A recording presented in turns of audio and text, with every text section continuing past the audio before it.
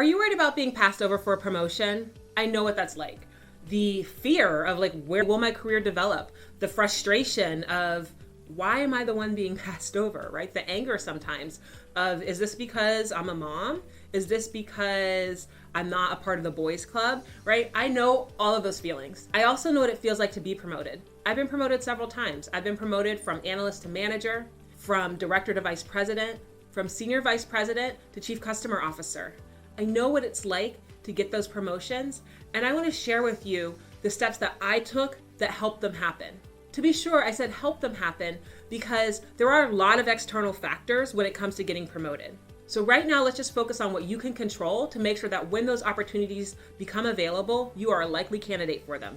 The first is you have to be doing an amazing job in your current role. Deliver on your current role. If you're not doing extremely well in your current role, why would anyone consider putting you into an even bigger role? The sub-bullet here is if there's a role you have your eye on, if there's something that you want to do, and you can match the skill set for that new role into your current role, try to pick up as much work as possible that demonstrates your ability to do well with that skill set. The second thing is to communicate your ambition. You gotta let people know that you want more. No one's a mind reader and no one's gonna make the assumption that you want more. So you really have to let them know that you are ambitious and you want more. Here's how you don't talk about it. Here's what you don't do when you're communicating that you want more for your career. You don't talk about title. You don't talk about, oh, I want to be a director. Oh, I want to be a VP. That's not the right way to go about it. That's going to turn people off. And also, it's not really saying much. What you need to do instead is talk about your skill sets, the skills you want to bring to the table and the impact that you want to deliver for your company, right? You need to say, hey, I really want to lead larger teams. I love leading teams. I want to lead a larger team. Or I would love to manage bigger projects that have more impact. I'm really great at delivering things on budget and in time, and I want to deliver more projects, bigger projects, the opportunity to really drive an impact on the company by adding value through X, Y, and Z. That's how you have to talk about it. When you talk about it in that way, people are much more receptive to hearing that you want to develop your career, and they also will think about you when those roles come open. They say, oh, you know what?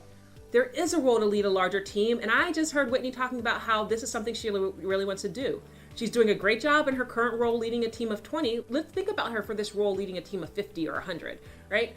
This is the way that you talk about your career ambitions so that you will be front of mind in a very positive way when those opportunities come up. And the last thing that you can do that you have control over when you start thinking about not being passed over for a promotion, about getting that promotion, is build your network. You gotta meet people. The more people you meet, the more people will know about, one, the amazing work you're doing in your current job, two, what it is that you want for your next role, what it is that where you want to add value, the impact that you want to drive, and three, that you exist, right? The more you have to actually exist, right? People have to know about you. The more they know about you, the more likely it is they'll think of you when those opportunities arrive. And building your network isn't just internal to your company, it's also external. Make sure that you're going to conferences, attending virtual meetups. The more people that you know, the more opportunities will come your way. The more people that you know, and that's not just job opportunities, right? The more people that you know, the more opportunity that you have for mentorship, for advocacy, to learn from. And so just make sure that you are actively trying to meet more people in the world that you're interested in, the world that you want to get promoted into, so that you just have that base, right? Because ultimately, meeting people and knowing people can only open the door to more and more opportunity for you. So there you have it. Those are the 3 things that you can do to help ensure you're not passed over for that next promotion. Again, no guarantees because there are so many external factors when it comes to getting promoted. But if you take these 3 actions, you will be so much more likely to be considered for that opportunity. It's showing up in your current role and doing an amazing job in that role. It's talking about the impact and the value that you want to add in a greater way and how you're ready to do that. And then it's meeting people and letting them know this. I hope that helped. If you found this interesting, please check out my podcast, The Savvy Working Mom, where we give more advice on these types of things and also interview other working moms to hear about how they are thriving in their lives. If you want their tips, tricks, and hacks, right, their how-tos to live a life that they love with peace and fulfillment and joy, then check out the Savvy Working Mom podcast. Hey mama, if you like what you just heard, I'm now offering VIP days where we can work together to help you thrive in and out of the office. Come check it out on my website, The Savvy Working Mom.